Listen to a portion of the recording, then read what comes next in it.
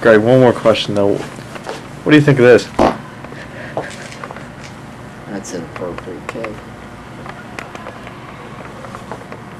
What'd you have to eat today? Watch this.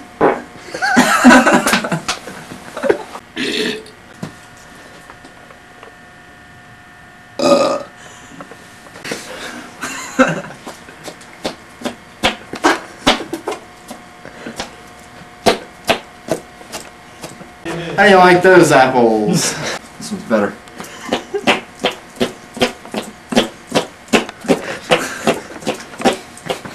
Alright, if you don't think there's rats underneath the seat, you got a big problem in Honey, I Shrunk the Kids ride at, I believe it's at Epcot Center. I mean, they're definitely rats. Those aren't flaps under the seat, like, you know, just sounding like rats.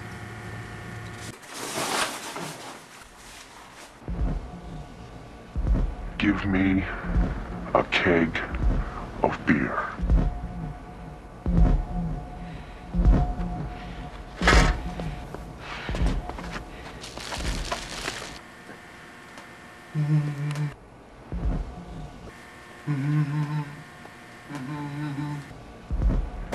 Give me a keg of beer.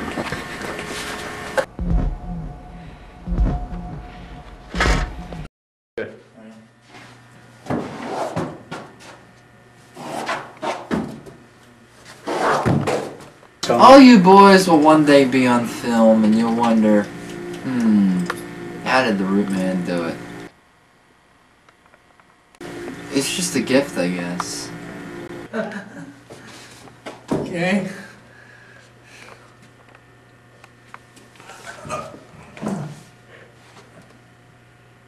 Jesus Christ, man, I'll tell you. Where do you get the money for all this gas? You doing deals with the embargo with Saddam Hussein and Middle East here? What's an embargo? I don't know. The leader of Syria is Hafez Assad. Unabomber was a smart and maniacal madman known as Ted Kaczynski. Very smart student, top of his class. But he was a real nutcase. For 20 years, the United States was tracking him down, trying to find out where he was. And finally, his brother turned him in. The end. But, you know, the old saying, all's fair in love and war. I think I broke that barrier today. Carl Weathers is a very nice-looking black man.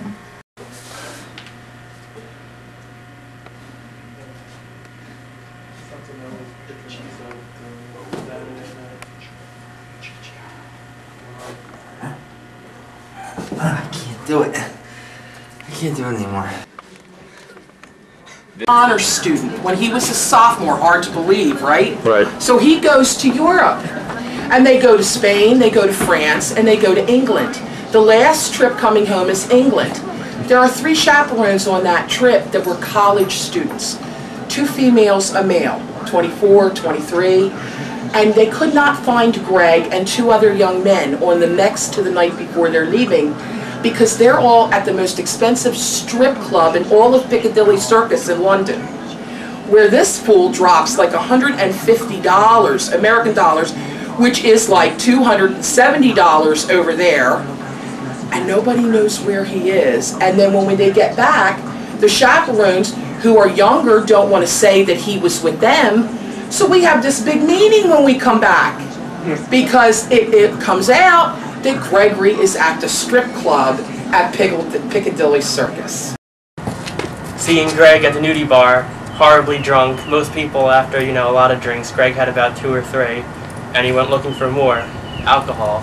So rather than buying beer or doing anything halfway intelligent, Greg went around the, how the stage is set up.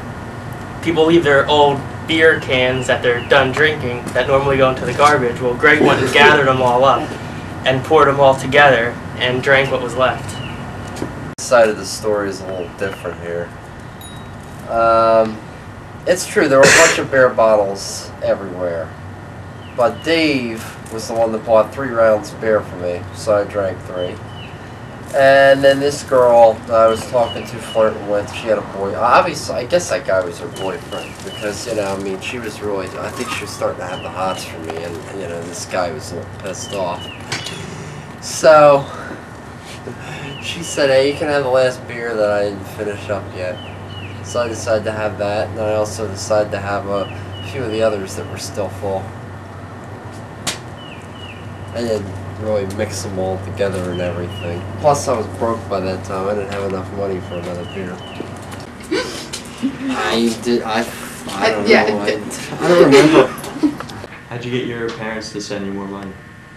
Oh yeah, I simply told them I was mugged in Atlantic City. They're so gullible, they'll fall for anything.